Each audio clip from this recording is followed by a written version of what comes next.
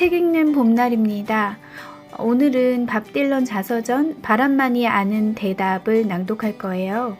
문학 세계사에서 펴냈고 양은모님이 옮기셨습니다. 뉴욕타임스가 최고의 책으로 뽑은 이 자서전은 2016년 노벨문학상을 수상합니다. 그럼 이 책을 설명하고 있는 처음 부분부터 읽어볼게요.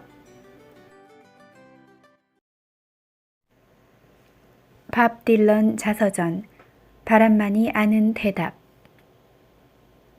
2016년 노벨문학상 수상자 밥 딜런이 쓴 최초의 자서전 바람만이 아는 대답. 밥 딜런이 직접 쓴 아직은 잘 알려지지 않은 그의 자전적 이야기를 담은 책이다. 이제는 전설이 되어버린 한 인간의 파란만장한 삶의 여정과 솔직한 내면 고백이 읽는 이에게 커다란 울림을 전한다. 이번 자서전에서 밥 딜런은 가수 겸 작곡가의 꿈을 안고 뉴욕에 진출, 맨해튼에서 무명 가수로 고생하던 시절의 일화와 느낌을 비교적 담담하게 소개하는 한편 그의 음악을 검증하는 마크인 뛰어난 이야기 솜씨와 아름다운 표현력을 활용하면서 자신과 예술을 지금의 자리에까지 이끌어준 사람들과 장소들에 대해 차분히 회고한다. 이 책은 대부분 진정한 창작과 영감에 대한 이야기를 하고 있지만 또한 퇴폐에 대한 이야기이기도 하고 절반의 노력, 심지어 실패도 나름대로 쓸모가 있다는 것에 대한 이야기를 담고 있다. 그 밖에도 이름을 로버트 짐머만에서 밥 딜런으로 바꾸게 된 사연, 뉴욕에서 만난 애인 수주의 어머니로부터 받은 냉대, 시대의 부름을 외면하지 말라는 반전 시위대와 히피들로부터 가족을 지키기 위해 총까지 준비했던 사연 등 독자들은 뜻밖에도 매우 솔직한 딜런을 만나게 된다. 밥 딜런, 미국의 싱어송라이터이자 시인이며 화가인 밥 딜런은 미네소타주에서 태어났다. 그의 작품들은 1960년대부터 저항음악의 대표이자 서정 시인으로 사랑을 받았다. 고교 시절부터 로큰롤을 부르고 기타를 쳤으며 그 후 대학을 중퇴하고 뉴욕으로 나가 당시 유행했던 포크송 운동에 뛰어들었다. 한국의 학생운동에도 영향을 준 바람에 날려서 같은 노래들은 사회상을 잘 보여주는 저항적 노랫말로 시민권을 대표하는 곡이 되었다. 2004년 발표한 자서전 크로니클스, 즉 바람만이 아는 대답은 미국 뉴욕타임스가 선정한 올해 최고의 책이었으며 미국 문화 발전에 큰 영향을 미쳤다는 사실을 인정받아 2008년 퓰리처상까지 수상했다. 대중음악 역사상 가장 영향력 있는 음악가 중 한 명으로 꼽히는 그의 노래 가사는 미국 고교와 대학의 교과서에 실릴 정도로 그 문학적 가치를 인정받아 왔다. 밥 딜런은 위대한 미국 노래의 전통 속에서 참신한 시적 표현을 만들어냈다는 평가를 받으며 2016년 노벨문학상을 수상했다.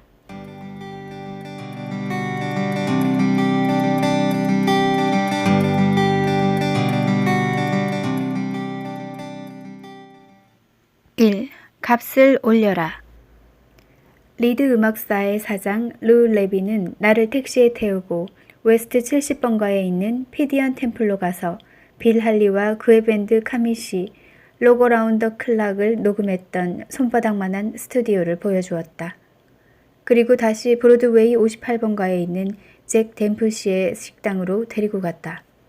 우리는 전면에 유리창이 보이고 빨간 가죽으로 실내 장식을 한 부스에 자리를 잡았다. 루는 위대한 권투 선수 잭 댐프시에게 나를 소개했다. 잭은 주먹을 흔들어 보였다.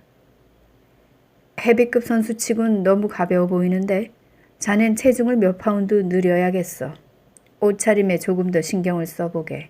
좀 더 세련되게 보여야 하니까 말이야.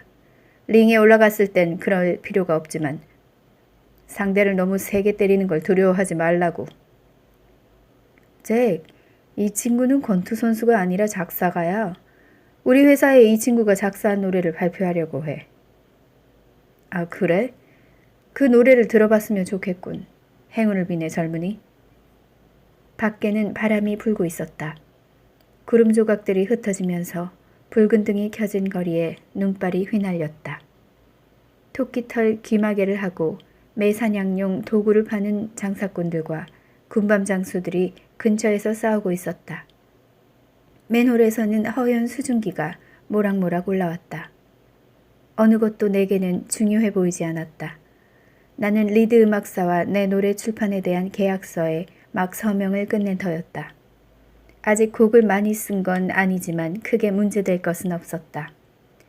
루는 서류에 서명하기 전에 앞으로 저작권 사용료의 계약금으로 $100를 지불했는데 나로서는 만족스러웠다.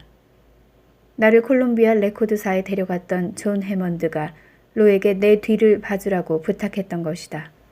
해먼드는 내 창작곡을 2곡 들었을 뿐이지만 뭔가 더 있을 것이라는 예감을 가지고 있었다. 루의 사무실로 돌아온 나는 케이스를 열고 기타를 꺼내서 손가락으로 줄을 튕기기 시작했다. 방 안은 악보를 담아서 쌓아놓은 상자, 연주자들의 녹음 날짜를 기록한 게시판, 레커칠을 한 검은 음반들, 흰 라벨이 아무렇게나 붙어있는 아세테이트 음반, 제리베일, 알 마티노, 앤드루 시스터즈, 네킹콜, 패티 페이지, 크루컷 등 연예인들의 서명이 든 반들거리는 사진들, 오픈일식의 테이프 리코더 한 쌍, 잡동사니가 가득 들어있는 검은 갈색의 큰 나무 책상 등으로 어수선했다. 루는 내 앞에 책상에 마이크를 놓고 테이프 리코더에 코드를 꽂았는데 그동안 내내 가늘고 긴 옆권련을 우적우적 씹었다. 존이 자네한테 큰 기대를 하고 있어. 루가 말했다. 존은 존 해먼드를 가리키는 말이었다. 재능 있는 신인을 발굴해내는 그는 레코드 음악 역사에 뛰어난 인물들을 찾아낸 사람이었다. 빌리 할리데이, 테디 윌슨, 찰리 크리스천, 캡 캘러웨이, 베니 굿맨, 카운트 베이시, 라이오넬 햄프턴 등이 그가 발굴해낸 가수들이었다. 그들은 미국인들의 삶에 깊숙이 울려 퍼지는 음악을 창조했던 예술가들이었다. 해먼드는 그 음악을 대중 앞으로 가져갔다. 그는 베시 스미스의 마지막 녹음 세션을 지휘하기도 했다. 존 해먼드는 전설적인 미국의 명문가 출신이었다. 그의 어머니는 벤더빌트 가문 사람이었고 존은 상류사회에서 유복하게 자라났다. 그러나 그는 만족하지 않고 격렬한 재즈, 흑인 영가, 블루스의 리듬을 즐기면서 평생 동안 자신의 진정한 사랑인 음악을 추구하면서 지지하고 옹호했다. 아무도 그의 길을 막을 수는 없었으며 그는 온통 음악에 빠져 지냈다. 나는 그의 사무실에 앉아서 이게 꿈이 아닐까 하는 생각을 하지 않을 수 없었다. 그가 나를 콜롬비아 레코드사와 전속 계약하게 해주었다는 사실을 믿을 수가 없었다. 콜롬비아 레코드사는 전국적으로 유명한 레코드 회사였고 나로서는 그 문에 발을 들여놓은 것만으로도 대단한 일이었다. 일반적으로 포크 뮤직은 잡동사니 음악에다 이류 음악이고 작은 회사에서나 음반이 발매되는 것으로 생각되었다. 인류 레코드사들은 철저하게 엘리트 가수들만 상대했는데 그들의 음악이 건전하고 바람직하다고 여겨졌기 때문이었다. 나 같은 사람이 음반을 내는 일은 특별한 상황이 아니면 결코 허용될 수가 없었다. 그런데 존은 특별한 사람이었다. 그는 값싼 음반을 만들거나 싸구려 가수들의 음악을 녹음하지 않았다. 비전과 성견지명을 가지고 있던 그가 나를 보았고 내 음악을 들었으며 내 사상을 느꼈고 앞으로의 일들에 대한 믿음을 갖게 된 것이다. 그는 나를 유행의 첨단을 걷는 귀재로 본 것이 아니라 블루스와 재즈와 포크의 오랜 전통선상에 있는 사람으로 본다고 말했다. 어떤 전위적인 것은 없었다. 50년대 말과 60년대 초의 미국 음악계는 전체적으로 활기가 없었다. 대중적인 라디오 방송은 새로운 변화 없이 공허한 익살로 채워지고 있었다. 그때는 비틀스와 후와 롤링스톤스가 음악계에 활력과 자극을 불어넣기 전이었다. 당시 내가 연주했던 것은 지옥의 불을 연상케 하는 격렬한 포크였다. 그것이 라디오에 어울리지 않는다는 것을 알기 위해 굳이 여론조사를 할 필요도 없었다. 곡 자체가 상업주의에 적합하지도 않았지만 존은 그런 것들은 중요하지 않으며 나의 연주에 함축된 모든 것을 이해한다고 말했다. 나는 진실을 이해한다네. 그가 한 말이었다. 존은 거칠고 상스러운 태도로 말했지만 눈에는 상대의 진가를 아는 번득임이 있었다. 최근에 그는 피트 시거를 회사에 데려왔다. 하지만 그는 피트의 진정한 모습을 발견하지 못했다. 몇 년 동안 빈둥거리고 있었던 피트는 유명한 포크 그룹 위버스의 멤버였는데 극단적 반공운동이 성행하는 동안 블랙리스트에 올라 있었다. 그는 힘든 시기를 보내고 있었지만 일을 중단하지 않았다. 해먼드는 피트 시거에 대해 흥분한 태도로 이야기했다. 피트의 조상들이 메이플라워호를 타고 왔다는 것과 그의 친척들이 벙커힐 전투에서 싸웠다는 이야기를 하면서 그가 말했다. 그놈들이 피트를 블랙리스트에 올렸다는 게 말이나 되냐고. 그런 것들은 된통 혼이 나야 한다니까. 내 얘기를 들어봐. 자넨 재능 있는 젊은이야. 그 재능에 관심을 집중하고 관리를 잘 할 수 있으면 성공할 거야. 자네를 데려와서 녹음을 시키려고 해. 잘해보자고. 내게는 너무도 고마운 일이었다. 그는 내 앞에서 정식 계약서를 작성했고 나는 세부적인 조항들을 살펴보지도 않고 그 자리에서 계약서에 서명했다. 변호사나 고문이나 내 입장을 도와줄 그 누구도 필요 없었다. 그는 달력을 보고 녹음을 시작할 날짜를 골라서 동그라미를 친 다음 몇 시에 와서 무엇을 연주하고 싶은지 생각해두라고 말했다. 그리고는 회사의 홍보 책임자 빌리 제임스를 불러서 나에 관한 선전용 문항과 보도용으로 나갈 홍보물을 작성하라고 지시했다. 중키에 곱슬곱슬한 검은 머리의 빌리는 예일 대학을 막 졸업한 사람처럼 아이빌리그의 옷차림을 하고 있었다. 그는 평생 동안 하루도 정신을 놓아본 적이 없고 어떤 역경도 만난 일이 없는 것처럼 보였다. 나는 그의 사무실로 천천히 들어가서 책상 맞은편에 앉았다. 빌리는 내가 정직하게 모든 것을 털어놓게 하려고 애를 썼다. 메모장과 연필을 꺼내든 그는 어디서 왔느냐고 물었다. 나는 일리노이에서 왔다고 했고 그는 그것을 받아 적었다. 다른 일을 한 적이 있느냐는 물음에 나는 10가지도 넘는 직업을 가졌었고 한때는 제과점 트럭을 몰았다고 말했다. 그는 그것도 적었고 그 밖에도 또 어떤 다른 일을 했는지 물었다. 건축공사장에서 일을 했다는 말에 그는 어디냐고 물었다. 디트로이트요. 여행을 다녔군요. 예. 그는 가족에 관한 일과 가족이 사는 곳을 물었다. 나는 오래전에 가족을 떠났기 때문에 잘 모르겠다고 대답했다. 가정생활은 어땠습니까? 나는 쫓겨났다고 말했다. 아버지는 어떤 일을 했습니까? 전기 기술자였어요. 어머니는요? 어머니는 어떠셨습니까? 가정주부예요. 어떤 종류의 음악을 연주합니까? 포크 뮤직이요. 그건 어떤 종류의 음악입니까? 포크 음악은 옛날부터 전해 내려오는 민속 음악이라고 말했다. 나는 이런 식의 질문을 증오했고 무시해도 된다고 느꼈다. 빌리는 나를 불신하는 것처럼 보였고 그래서 오히려 괜찮다는 생각이 들었다. 아무튼 나는 그의 질문에 대답하고 싶지 않았고 누구에게 어느 것도 설명할 필요를 느끼지 않았다. 이곳에는 어떻게 왔습니까? 화물열차를 타고 왔어요. 여객열차를 말하는 거죠? 아니요, 화물열차요. 그럼 유계화차 같은 건가요? 네, 유계화차 같고 화물열차 같은 거요. 좋아요, 화물열차로 하죠. 나는 빌리가 앉은 의자 위에 유리창 너머 길 건너 빌딩에 어떤 사무실을 응시했다. 한 여비서가 생각에 잠긴 태도로 무언가 바쁘게 휘갈겨 쓰고 있었다. 그 여자에게는 즐거움이 없어 보였다. 망원경이 있었으면 좋겠다는 생각을 했다.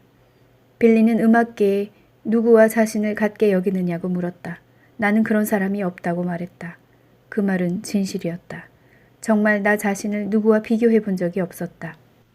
이 말을 제외한 나머지 얘기는 허튼 소리, 아편 중독자 같은 소리를 짓거린 것이었다. 나는 화물열차를 타고 온 것이 아니었다. 미드웨스트에서 4도어 세단인 57년형 임팔라를 타고 시카고를 거쳐 연기가 자욱한 도시들을 통과하고 구불거리는 도로와 눈 덮인 들판을 달려 오하이오, 인디애나, 펜실베니아의 주 경계선을 통과해서 동쪽으로 왔다. 24시간 달리는 내내 뒷좌석에서 졸기도 하고 시시한 이야기를 떠벌리기도 했다. 내 마음은 숨기고 있는 관심사에 머물고 있었는데 마침내 조지 워싱턴 다리를 넘은 것이다. 큰 자동차는 도로 옆에 완전히 멈춰서 나를 내려놓았다. 차 문을 꽝 닫은 나는 잘 가라는 인사로 손을 흔들고 혹한의 눈 속으로 걸어 나왔다. 매서운 바람이 얼굴을 후려쳤다. 마침내 나는 뉴욕시, 너무 복잡해서 알 수 없는 거미줄 같은 도시 뉴욕에 온 것이다. 뉴욕을 이해하려는 노력도 하지 않았다. 나는 음반을 통해 노래를 들었던 가수들, 데이브 벤 롱크, 패기 시거, 에드 맥커디, 브라우니 맥지와 소니 테리, 조시 화이트, 뉴 로스트 시티 램블러스, 게리 데이비스 목사와 그 밖의 다른 사람들, 누구보다도 우디 거스리를 찾아서 뉴욕에 왔다. 나의 운명이 구체적으로 드러나게 될 뉴욕시는 현대판 고모라였다. 그 출발점에 있었지만 신참이라는 느낌은 들지 않았다. 뉴욕에 처음 도착했을 때는 추운 겨울이었다. 지독하게 추웠고 도시의 간선도로는 눈으로 덮여 있었지만 나는 음산한 숲과 얼어붙은 길에도 겁을 내지 않았던 지구의 작은 모퉁이, 얼어붙은 북부지방에서 온 사람이었다. 나는 한계를 초월할 수 있었다. 내가 찾는 것은 돈이나 사랑이 아니었다. 굳은 의지를 가지고 있었고 비현실적이고 몽상적이긴 하지만 나름대로의 길을 정해놓고 있었다. 내 마음은 올가미처럼 튼튼했고 정당성을 보증할 필요가 없었다. 이 음산하고 얼어붙은 대도시에 아는 사람이라곤 하나도 없었지만 모든 것은 신속히 변하게 되어 있었다. 카페 와는 그리니치 빌리지의 중심부인 맥두걸 거리에 있었다. 카페는 지하의 굴 같았는데 덜 독한 술, 희미한 조명, 낮은 천장에 의자와 테이블을 갖춘 대학의 구내식당 같았다. 정오에 문을 열고 새벽 4시에 문을 닫았다. 어떤 사람이 나에게 그 카페에 가서 주간쇼를 담당하는 프레디 닐이라는 가수를 만나보라고 말했다. 카페를 찾아간 나는 프레디가 아래층에 있다는 말을 들었고 아래층에 코트와 모자를 맡겨두는 곳에서 그를 만날 수 있었다. 닐은 쇼의 사회를 맡고 있었으며 모든 연예인들을 관리하는 담당자였다. 그는 더할 나위 없이 친절한 사람이었다. 그는 뭘 할 수 있느냐고 물었다. 난 노래하고 기타와 하모니카를 연주한다고 대답했다. 그는 뭐든 연주를 해보라고 말했다. 잠시 동안 내 연주를 듣고 난 그는 자기가 연주하는 시간에 하모니카를 불라고 했다. 나는 기뻐서 어쩔 줄 몰랐다. 적어도 추위에 떨지는 않게 된 것이다. 그것으로 만족했다. 프레디는 약 20분 동안 연주를 한 후 나머지 쇼 프로를 소개했다. 그는 자신이 연주하고 싶을 때나 공연장에 사람들이 가득 찼을 때면 무대에 올라갔다. 프로그램은 인기 있는 TV쇼 테드 맥의 아마추어 아워에서 빌려온 것처럼 어색하고 혼란스러워 보였다. 관객은 주로 대학생처럼 보이는 사람들, 교회 거주자, 점심시간에 나온 비서들, 선원들과 관광객들이었다. 모든 연주자들이 10분 내지 15분 동안 연주했지만 프레디는 노래가 길다고 느껴도 연주를 계속했다. 그는 세련된 맵시에 전통적인 옷차림을 하고 있었다. 복숭아빛 안색에 요란하게 파마를 한 머리, 수수께끼 같은 시선, 음울하고 생각에 잠긴 듯한 그는 화가 난 듯 힘있는 바리톤으로 마이크가 있든 없든 독특한 저음을 쏟아냈다. 그는 카페의 황제였는데 자신의 여자들과 열광적 추종자들을 거느리고 있었다.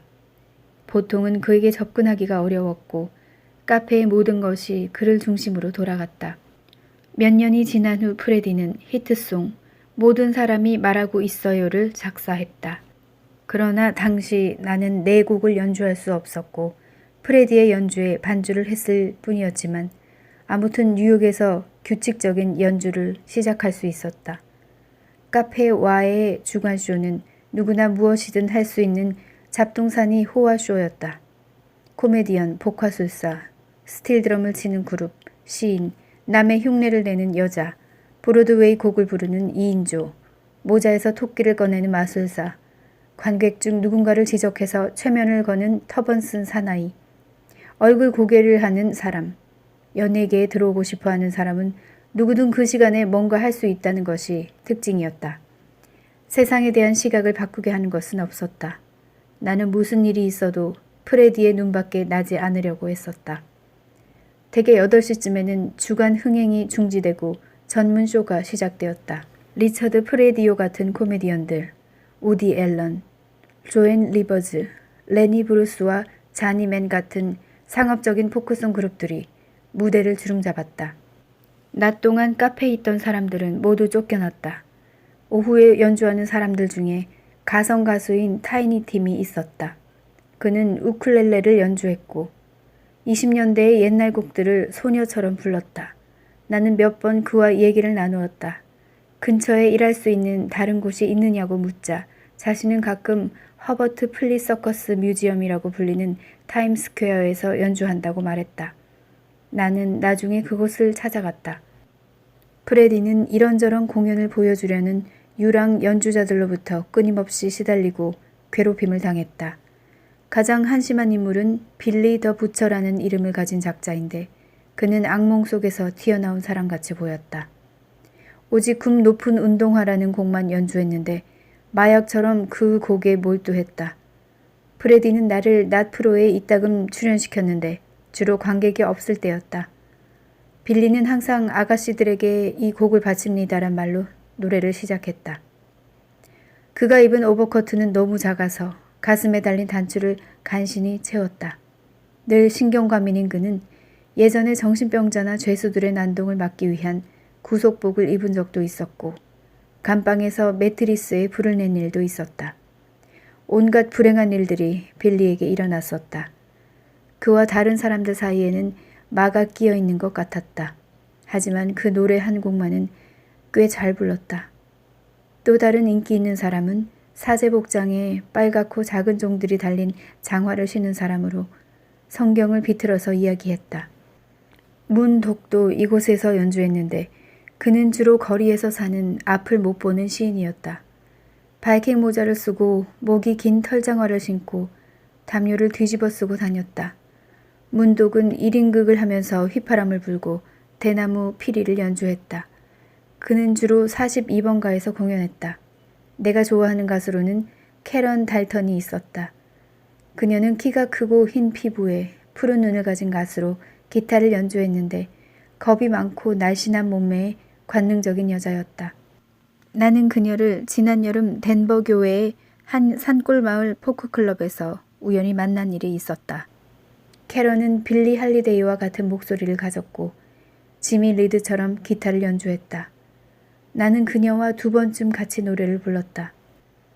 프레디는 카페를 연주자들을 위한 장소로 만들려고 늘 노력했고 가능하면 원만하게 일을 처리했다. 이따금 공연장은 도무지 이유를 알 수 없이 텅 빌 때도 있고 뚜렷한 이유도 없이 갑자기 관객들이 몰려들어 바깥에 줄을 서기도 했다. 프레디는 클럽의 중요한 일을 맡기도 했지만 인기가 높았고 대형 현수막에 그의 이름이 씌어 있었다. 그래서 많은 사람들이 그를 보러 오는지도 몰랐다. 알 수 없는 일이었다. 그는 대형 기타를 연주했는데 강렬한 진동과 귀청을 찢는 강한 리듬이 1인조 밴드의 연주처럼 전율을 느끼게 했다. 프레디는 갱 노래를 격렬한 혼성으로 편곡했는데 청중을 발광 상태로 몰아갔다. 나는 그에 관한 잡다한 이야기를 들었다. 플로리다의 정박한 범선에서 탈출한 선원이고 비밀 경찰이었고 사기꾼 친구들이 있으며 수상쩍은 과거가 있다는 것이다. 그는 내슈빌에서 노래를 몇 곡 쓴 다음 뉴욕으로 왔다. 뉴욕에 도착한 그는 몸을 낮추고 멋지게 연주하면서 돈을 벌 기회를 기다렸다. 그가 어떻게 했든 대단한 얘기거리는 아니었다. 내가 보기에 그는 야망이 없어 보였다. 우리는 잘 어울렸지만 사적인 이야기는 전혀 하지 않았다. 나를 매우 좋아했으나 예의를 지켰고 지나치게 다정하게 구는 일도 없었다. 하루 일이 끝날 무렵이면 주머니에서 잔돈을 꺼내주었다. 이거 받아. 궁색한 건 면할 테니까. 그와 일하면서 가장 좋은 점은 튀김과 햄버거 등 음식을 먹을 수 있다는 것이었다. 적당한 낮 시간에 타이니 팀과 나는 부엌에 가서 어슬렁거렸다. 요리사 노버트는 보통 기름진 햄버거, 돼지고기 통조림과 콩을 주거나 또는 스파게티를 만들어줬다. 노버트는 여행을 좋아했다. 토마토가 묻어있는 앞치마를 입고 냉정하게 보이는 살찐 얼굴에 불룩 나온 두 뺨과 발톱 자국 같은 흉터가 얼굴에 나 있었다. 스스로를 여자들이 좋아하는 타입이라고 생각하는 그는 돈을 저축해서 이탈리아의 베로나에 있는 로미오와 줄리엣의 무덤을 방문할 계획을 세우고 있었다. 부엌은 절벽의 한쪽을 뚫고 들어간 동굴 같았다. 어느 날 오후 나는 콜라를 유리잔에 따르고 있었다. 그때 라디오에서 멋진 목소리가 들려왔다. 리키 넬슨이 신곡 여행자를 부르고 있었다. 리키는 매끄러운 터치 기법을 사용했는데 낮은 목소리로 빠른 리듬의 노래를 부르고 있었다. 그는 다른 10대의 우상들과 달리 홍키통크 뮤지션과 시골 춤곡을 연주하는 바이올리니스트의 중간쯤 되는 훌륭한 기타리스트였다. 넬슨은 불타는 배를 저어가듯이 노래했던 초기 가수들처럼 대담한 혁신자는 아니었다. 극단적으로 노래하지도 않았고 평이 나쁘거나 마술을 하는 사람으로 오해받는 일도 없었다. 인내심을 시험받는 것 같지는 않았지만 그것은 중요하지 않았다. 그는 마치 태풍의 중심에 있는 것처럼 조용하고 차분하게 노래를 불렀다. 그의 목소리는 신비스러워서 듣는 사람이 어떤 감정에 사로잡히게 만들었다. 나는 리키의 열렬한 팬이었다.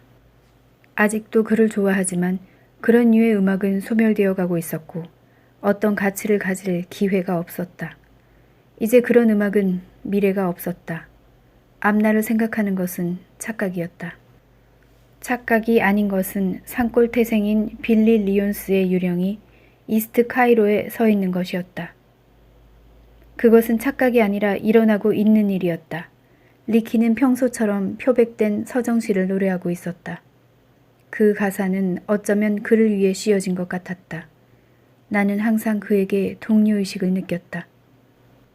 우리는 비슷한 나이였는데 아마 같은 것을 좋아했을 것이다.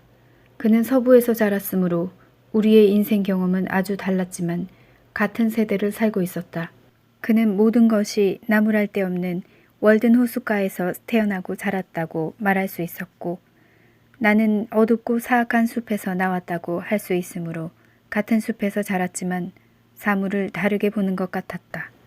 나는 리키가 가진 재능과 성향에 접근하기가 쉬웠고 우리는 공통점이 많다고 느꼈다.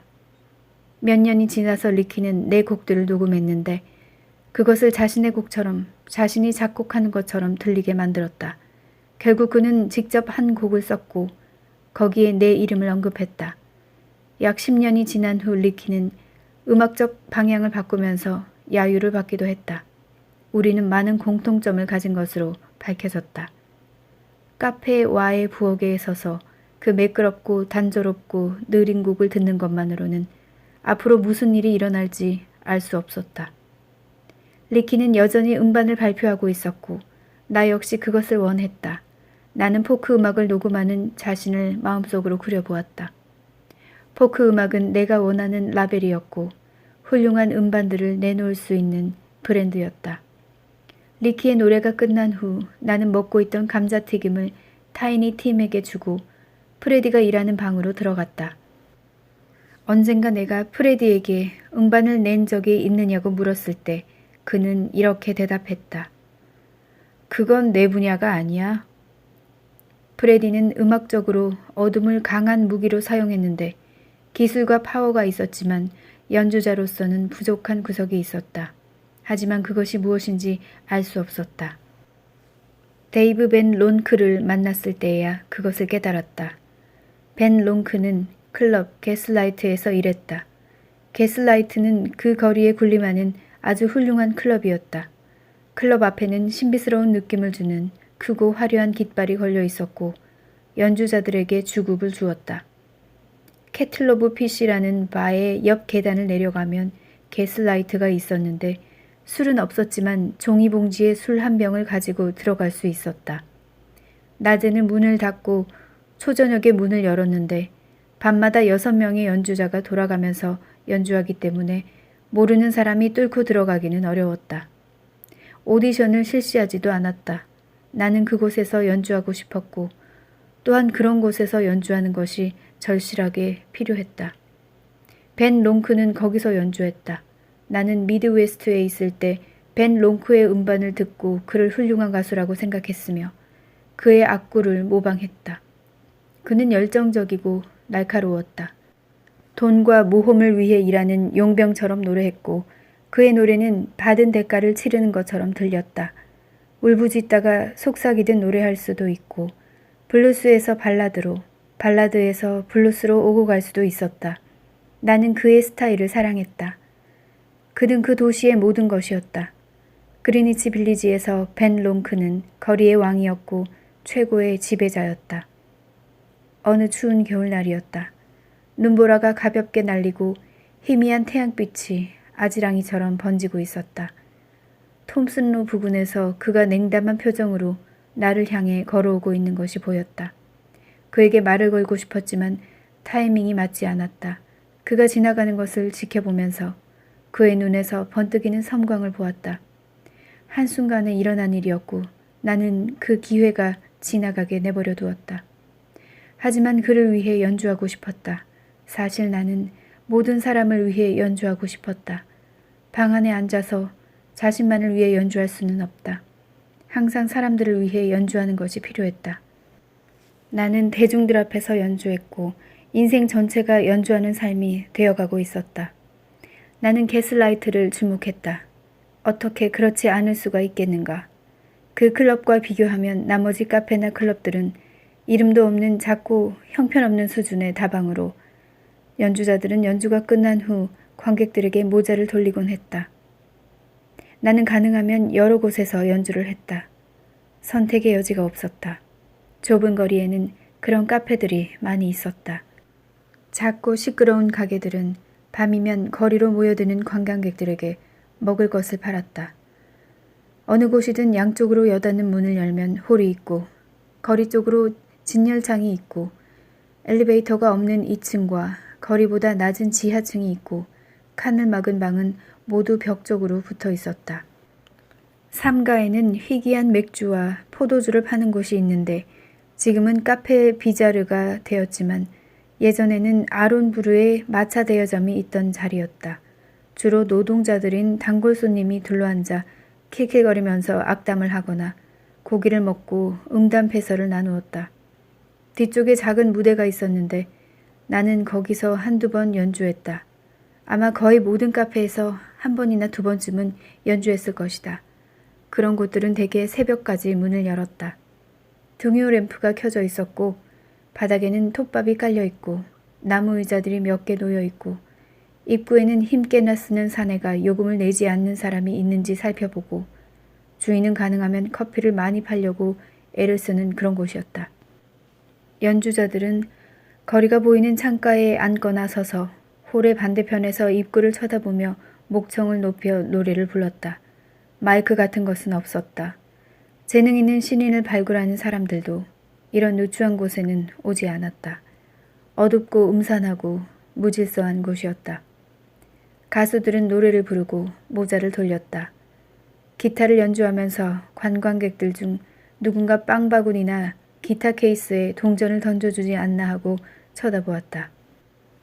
주말에 땅거미 질 무렵부터 새벽까지 싸구려 카페나 다방을 돌면서 연주하면 20달러는 벌 수 있었다.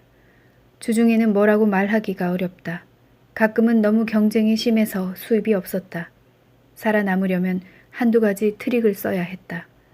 길에서 가끔 마주치는 리치 헤이븐스라는 가수는 항상 상냥하게 보이는 여자를 데리고 다녔다. 공연이 끝나면 그 여자가 모자를 돌렸고 언제나 돈이 많이 거쳤다. 더러는 모자를 2개 돌릴 때도 있었다. 무슨 트릭이든 쓰지 않으면 눈에 띄지 않는 존재가 돼서 결국 그 거리를 떠나야 했는데 그것은 견딜 수 없는 일이었다. 나도 2번쯤 카페 와에서 알게 된 여자와 손을 잡은 일이 있었다.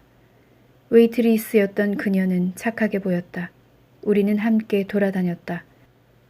나는 연주하고 우스꽝스러운 작은 모자를 쓰고 검은 마스카라를 짙게 칠한 그녀가 망토 같은 외투 밑으로 허리 위가 드러나 보이는 블라우스를 입고 돈을 거두어 드렸다. 일을 마친 후 돈을 나누어 가졌지만 늘 그렇게 하는 것은 너무 골치 아픈 일이었다.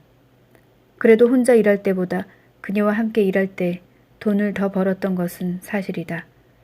사실 그 무렵 나를 눈에 띄게 만든 것은 내 레퍼토리였다.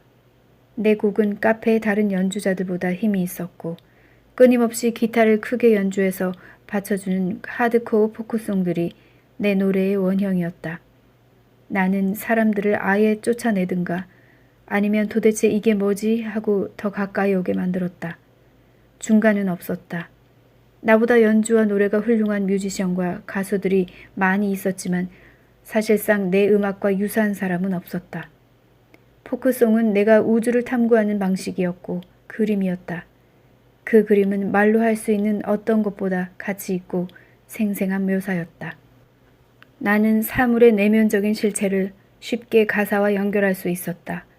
콜럼버스 스토케이드, 비옥한 목초지, 한국의 형제, 실패해도 내버려 두세요와 같은 것들을 하나의 긴 곡처럼 줄줄이 부르는 것은 아무 의미도 없었다. 대부분의 다른 연주자들은 노래보다는 스스로를 이해시키려고 노력했지만 나는 그런 것에 관심을 두지 않았다. 나에게는 노래를 이해시키는 것이 무엇보다 중요했다. 나는 오후에 카페 와에 가는 것을 그만두었다. 다시는 그곳에 발을 들여놓지 않았다. 프레디 닐과도 접촉을 끊었다. 대신 포크 음악의 성체인 민속학 센터를 출입하기 시작했다. 민속학 센터도 맥두걸 거리에 있었는데 블리커 거리와 삼가 사이에 있었다. 계단을 올라가면 작은 가게가 있었고 세련된 골동품들이 진열되어 있었다. 옛날 예배당처럼 생긴 센터는 조그만 연구소 같았다. 포크 음악과 관계된 모든 것을 판매하고 기록하는 곳으로 넓은 판유리 창문가에 음반과 악기들이 전시되어 있었다. 어느 날 오후 나는 계단을 올라가서 센터 안을 기웃거리다가 경영자 이지 영을 만났다. 영은 보수적인 포크광이었다. 매우 냉소적으로 보이는 그는 두꺼운 뿔테 안경을 끼고 있었다. 울 바지에 가는 벨트를 메고 작업화를 신고 있었는데 넥타이는 아무렇게나 비스듬히 메고 심한 브루클린 사투리를 썼다. 목소리는 불도저 같은 소리였는데 작은 방에서 너무 큰 소리로 말하는 게 아닌가 할 정도였다.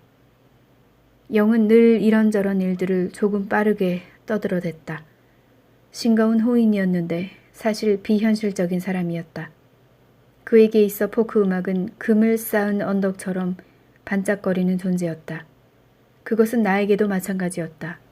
센터는 모든 포크 활동의 중심지이자 연락처였으며 거기서는 언제든 진짜 강경 노선의 포크싱어들을 볼 수 있었다. 거기서 자신들의 우편물을 수취하는 사람들도 있었다. 영은 가끔 정통 포크와 블루스 연주자들을 위한 콘서트를 열고 그들이 시 공회당이나 대학에서 연주하도록 주선했다. 나는 가끔 클래런스 애슐리, 거스 캐넌, 맨스 립스콤, 톰 페일리, 에릭 다링이 센터에서 시간을 보내는 것을 보았다. 그곳에는 또 난해한 포크 음반들이 많이 있었다. 모두 내가 듣고 싶은 음반들이었다.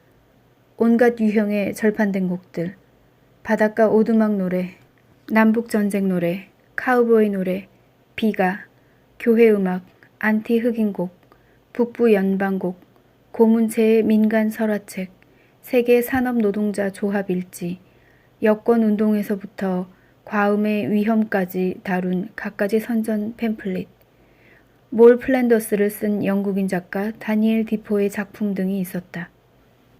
현악기인 덜시머, 5줄의 벤조, 카주피리, 장난감 호루라기, 일반 기타, 만돌린 등 판매용 악기들도 있었다. 포크 음악이 무엇인지 궁금한 사람이 막연히 알던 것을 확실하게 알 수 있는 곳이 바로 그곳이었다. 센터의 뒤쪽에는 방이 있었다. 장작을 떼는 배가 볼록 나온 스토브, 뒤틀린 그림들과 부서질 것 같은 의자들, 벽에 붙어있는 옛날 애국자와 영웅들의 사진들, 십자수 디자인의 도자기류, 오칠을 한 검은 촛대 등 공예품들이 많이 있었다. 작은 방은 미국 음반과 축음기로 가득 차 있었다. 영은 내가 그곳에 머물면서 음반을 들을 수 있게 해주었다. 나는 가능하면 많은 곡을 들었고 심지어 고풍스러운 두루마리에 씌어진 것들도 대충 읽었다. 나는 정신없이 복잡한 현대 세상에는 별 관심이 없었다. 현대는 사회적으로 타당성이나 무게가 없었고 나는 거기에 매력을 느끼지 못했다.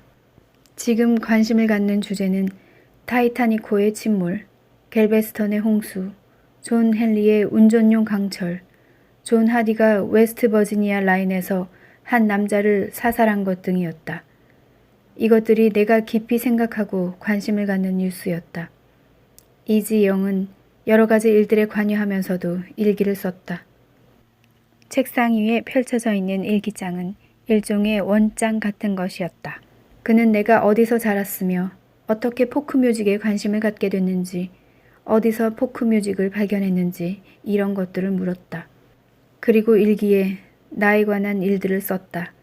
그런 것을 묻는 이유도 모르겠고 짜증나는 질문들이었지만 신중하게 대답하면서 협조하려고 노력했다. 나는 친절한 그를 좋아했다. 다른 사람들과 대화할 때는 매우 조심했지만 영은 신뢰할 수 있었으므로 솔직하게 대답했다. 그는 가족에 대해 물었다. 나는 우리 집에서 함께 살던 외할머니 이야기를 했다. 외할머니는 고상하고 훌륭한 분이었는데 언젠가 내게 행복은 뭔가 얻으려고 가는 길 위에 있는 것이 아니라 길 자체가 행복이라고 말했다. 또 내가 만나는 사람이 모두 힘든 싸움을 하고 있기 때문에 친절해야 한다고 가르쳤다. 나는 영이 맞서 싸우는 것이 무엇인지 상상할 수가 없었다. 정신적인 것인지 외형적인 것인지 누가 알겠는가. 영은 사회적인 부정과 굶주림과 노숙자를 염려하는 사람이었고 거리낌 없이 그런 것을 말하는 사람이었다. 그의 영웅은 에이브라함 링컨과 프레데릭 더글라스였다. 모비딕은 그가 좋아하는 최고의 이야기였다. 영은 수금원들에게 괴롭힘을 당했고 집주인의 간섭을 받았다. 사람들이 돈 때문에 늘 그를 쫓아다녔지만 그렇다고 겁을 내는 것 같지는 않았다. 그는 활력이 넘쳤고 워싱턴 스퀘어 공원에서 포크뮤직을 연주하게 해달라고 시를 상대로 싸우기까지 하는 사람이었다.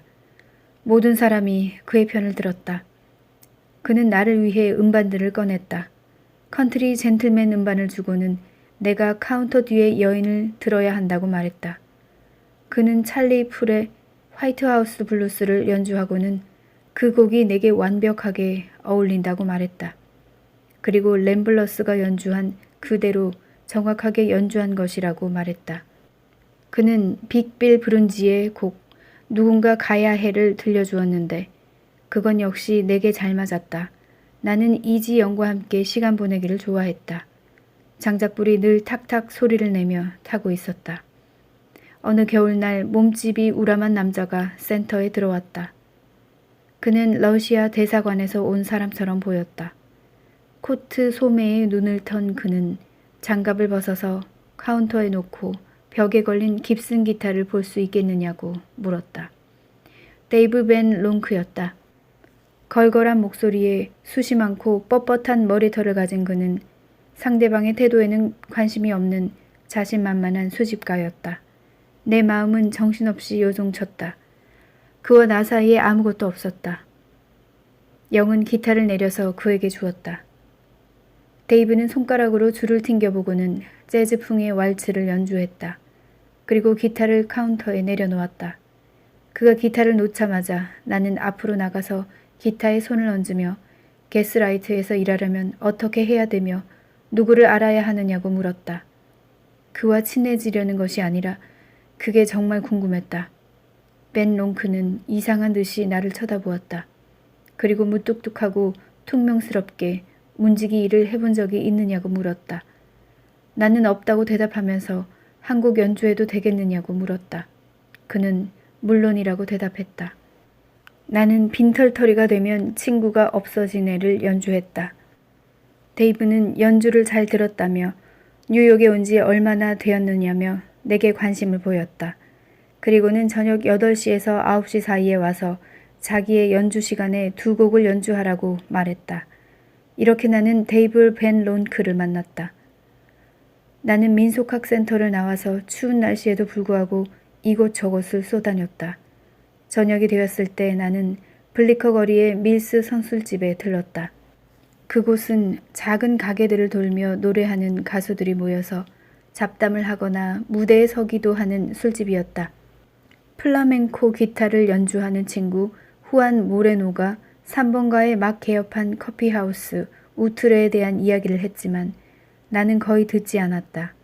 후안의 입술이 움직이고 있는데도 소리는 거의 내 귀에 들리지 않았다. 나는 우트르에서 연주하지 않을 작정이고 그럴 필요도 없었다. 게슬라이트에 들어가 연주하게 되면 다시는 작은 가게는 가지 않을 테니까. 밀스 선술집 밖은 수은주가 영하 10도 이하로 내려가 있었다. 숨 쉴 때 나오는 하얀 입김이 공중에서 얼었지만 추위를 느끼지 못했다. 나는 환상적인 빛을 향해 가고 있었다. 그것을 조금도 의심하지 않았다. 일이 잘못될 수도 있는 것일까? 그럴 것 같지는 않았다. 속았다고는 상상할 수 없었다. 거짓 희망을 가진 것도 아니었다. 나는 먼 길을 왔고 가야 할 먼 길을 출발한 것이다. 그런데 지금 운명이 그 자신을 드러내려 하고 있었다. 운명이 나를 쳐다보고 있는 것을 느꼈다.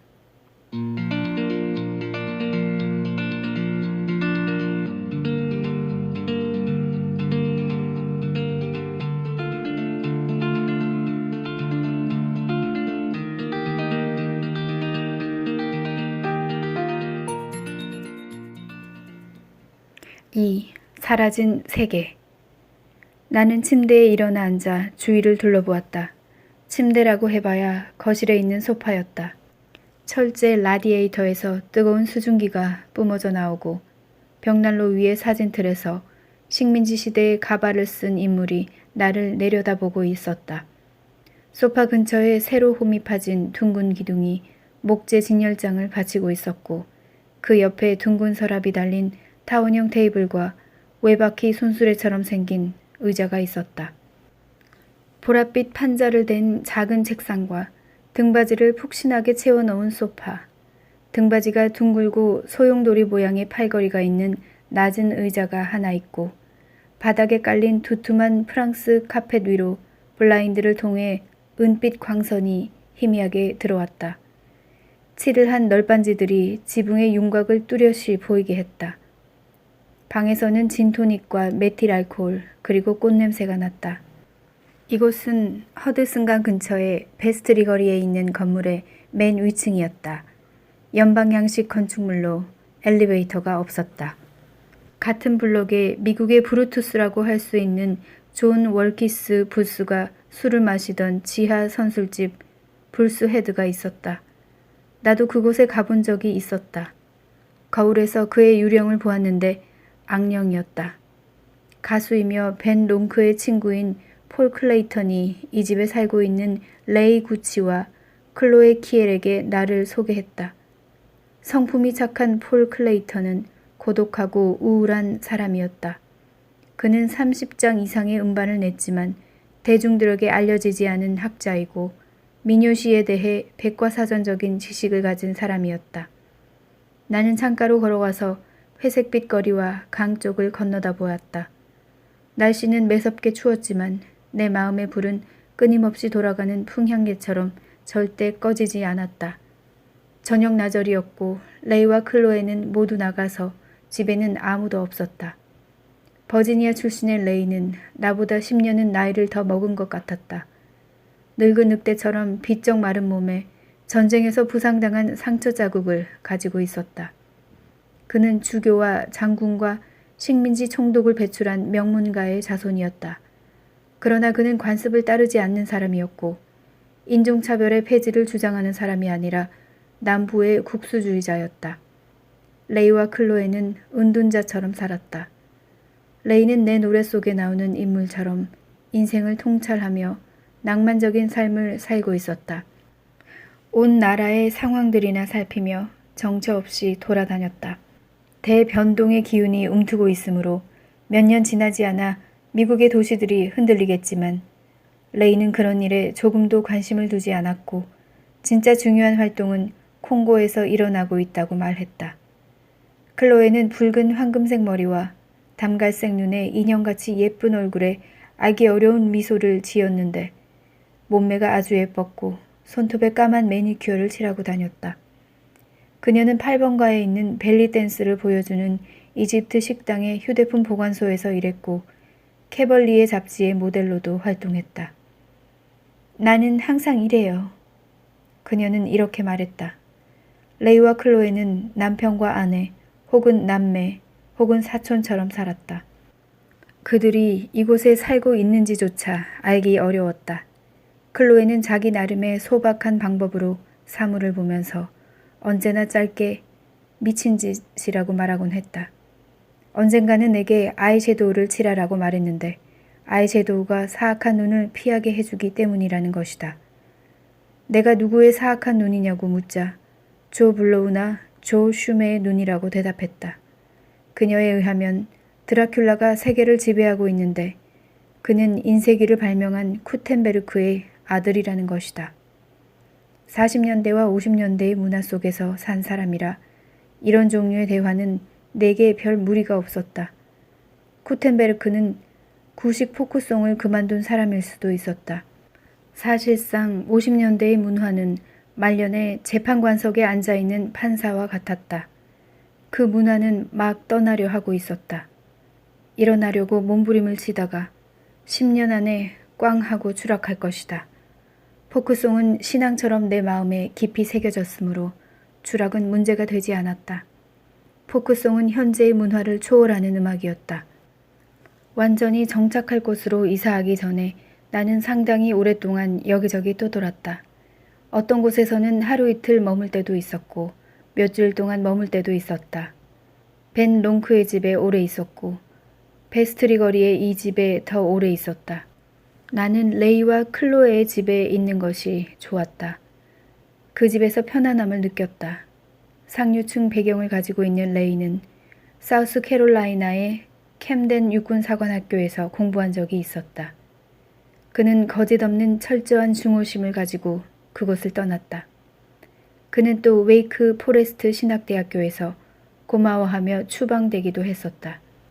그는 바이런의 돈 주안과 롱펠로우의 시 에반젤린의 아름다운 구절들을 암기하고 인용할 수 있는 사람이었다. 지금은 브루클린에 있는 공장에서 일했다. 전에는 사우스밴드의 빵 공장과 오마하의 도살장에서 일하기도 했고 여기저기 떠돌아다니기도 했다. 언젠가 내가 그에게 도살장에서 일하는 것이 어땠느냐고 물은 적이 있었다. 아우슈비츠에 대해 들어본 적 있어? 물론 들어본 적이 있었다. 못 들어본 사람이 어디 있겠는가. 아우슈비츠는 나치가 유럽에 만든 죽음의 수용소가 아닌가. 포로들을 지배했던 나치 비밀경찰 책임자 아돌프 아이히만이 최근 예루살렘에서 재판에 회부되었다. 그는 전쟁이 끝난 후 도망쳤다가 아르헨티나의 한 버스 정류장에서 유대인들에 의해 체포되었다. 그의 재판은 큰 사건이었다. 증인석에 선 아이히만은 자신은 단지 명령에 따랐을 뿐이라고 주장했다. 그러나 검사들은 그가 무서운 열정과 즐거움을 가지고 임무를 수행했다는 것을 쉽게 증명할 수가 있었다. 아이히만은 유죄 선고를 받았고 이제 그의 운명은 결정되었다. 그의 목숨을 살려주자는 얘기들이 많이 있었고 아르헨티나로 돌려보내자는 말이 나왔지만 그건 어리석기 짝이 없는 일이었다. 석방된다고 해도 그는 아마 1시간을 살아있기가 어려울 것이다. 이스라엘 정부는 유대 민족을 말살하려는 계획에 의해 비명에 간 모든 유대인의 후계자이며 유언 집행자로서 행동할 권리가 있다고 선언한 바 있었다. 그 재판은 전 세계의 이스라엘 국가가 어떻게 형성되었는지를 상기시켰다. 나는 1941년 봄에 태어났다. 2차 대전의 발발로 유럽은 이미 전쟁의 소용돌이에 휘말려 있었고 미국이 곧 참전하려고 할 때였다. 세계는 뿔뿔이 갈라졌고 대혼란이 새로 태어나는 모든 방문자들의 얼굴에 주먹을 날리고 있었다. 그 무렵 태어났거나 그 시기에 살았던 사람들은 구세계가 가고 신세계가 시작되고 있는 것을 느낄 수 있었다. 마치 시계가 기원전에서 기원후로 바뀌는 대로 돌아간 것 같았다. 나와 비슷한 시기에 태어난 사람들은 둘 중에 어느 한편이었다. 히틀러, 처칠, 무솔리니, 스탈린, 루즈벨트. 세계가 다시는 볼 수 없는 뛰어난 인물들이고 자신의 결단에 의지하는 사람들로서 잘했든 못했든 그들 모두는 칭찬과 부와 사랑에 냉담하고 혼자 행동을 준비하고 인류의 운명을 주재하고 세계가 파괴되는 것을 막으려고 했다. 알렉산더, 줄리어스 시저, 징기스칸, 샤를르마뉴, 그리고 나폴레옹으로 이어지는 그들은 고상한 항연을 준비하는 것처럼 세상을 개척했다.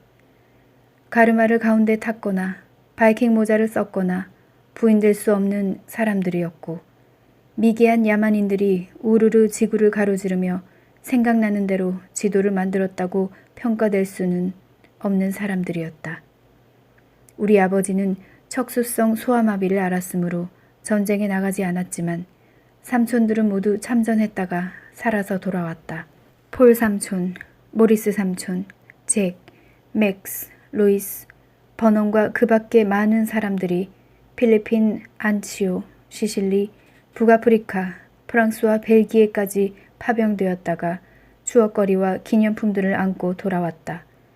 지프로 만든 일본제 담뱃갑, 독일제 빵봉지, 영국제 범랑 머그잔, 독일제 방풍용 안경, 영국제 전투용 칼, 독일제 반자동 권총, 온갖 종류의 잡동사니들이었다.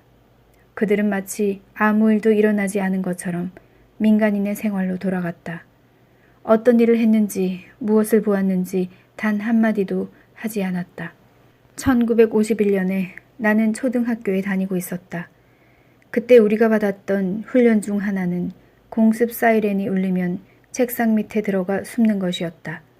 러시아가 폭탄으로 우리를 공격할 수 있기 때문이었다. 어느 때나 우리가 사는 도시 상공에서 러시아인들이 낙하산을 타고 내려올 수도 있다는 말을 들었다.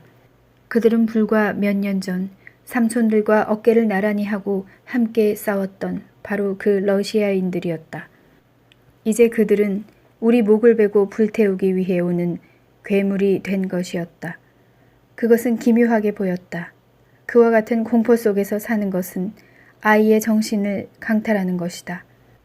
누군가 당신에게 총을 겨누었을 때 두려움을 느끼는 것과 실체가 없는 것에 두려움을 느끼는 것은 문제가 다르다. 그런데 이 위협을 진지하게 받아들이는 사람들이 많았고 그들은 이상한 상상의 희생자가 되기 쉬웠다. 학교에는 우리 어머니와 똑같은 교사들이 있었다. 그들은 젊었지만 내가 보기에는 나이가 많은 사람들이었다. 우리는 역사 시간에 공산당이 총이나 폭탄만으로 미국을 멸망시킬 수는 없다고 배웠다. 국가의 근본이 되는 헌법이 파괴되지 않으면 미국은 무너지지 않는다는 것이다. 하지만 그것은 중요하지 않았다. 훈련 사이렌이 울리면 책상 밑에 들어가 고개를 숙이고 소리를 내면 안 되었다. 그래야만 폭탄이 떨어졌을 때 살아남을 수 있는 것처럼. 전멸할 거라는 위협은 무서운 것이었다. 우리가 무슨 짓을 했기에 그들이 그토록 화가 나 있는지 알 수 없었다. 공산군들은 사방에 있으며 피를 보려는 욕망을 가지고 있다고 한다. 국가의 수호자인 삼촌들은 모두 어디 있는가? 그들은 먹고 살기에 바빴다. 일하고 돈을 벌어서 재산을 늘리고 있었다. 학교에서 무슨 일이 일어나고 있으며 어떤 공포가 학생들을 사로잡고 있는지 어떻게 알 수 있겠는가? 지금은 모든 것이 끝났다. 공산주의자들이 있든 없든 나는 뉴욕시에 있다. 아마 주변에 공산당원들이 많이 있을 것이다. 파시스트들도 많을 것이다. 자칭 좌익 독재자와 우익 독재자들도 많을 것이다. 급진 당원들도 있을 것이다. 2차 대전은 계몽의 시대를 끝내는 결과를 가져왔다지만 나는 여전히 그 시대를 살고 있었다. 어쨌든 나는 여전히 계몽의 어떤 빛을 기억하고 느낄 수 있었다. 나는 그 시대를 읽었다. 볼테르, 루소, 존 로크, 몽테스키웨, 마틴 루터 등의 이상주의자, 혁명가들. 마치 내가 그들을 잘 알고 있으며 그들이 우리 집 뒷마당에서 사는 것 같았다. 나는 방을 가로질러 크림색 커튼이 쳐진 창가로 가서 베니션 블라인드를 올리고 눈 덮인 거리를 내다보았다. 방 안에는 훌륭한 가구들이 있었고 수제 공예품들도 있었다. 상담을 박아 넣은 화장대며 멋진 조각과 화려한 빗장이 달린 장식장, 바닥에서 천장까지 쌓아놓은 장식용 책장, 기하학적 무늬에 세부치가 붙은 길고 좁은 장방형 테이블, 재미있게 보이는 것은 커다란 발가락 모양의 콘솔형 작은 테이블이었다. 찬장 선반에는 전열 기구들이 단정하게 정리되어 있었다. 작은 부엌은 숲처럼 보였다. 부엌의 허브 상자들은 박하류의 식물, 선갈퀴, 라일락잎과 다른 식물들로 가득 차 있었다. 남부의 여자면서 북부의 피를 가진 클로에는 욕실에 빨랫줄을 잘 매었는데 가끔 내 셔츠가 거기 걸려 있을 때도 있었다. 나는 대개 동틀녘에 살그머니 들어가서 소파에 누웠는데 소파는 주랑이 높은 거실에서 접이식 침대가 되었다. 나는 그곳에서 종종 수증기를 내뿜으며 뉴저지를 통과하는 밤기차 소리를 들으며 잠이 들었다.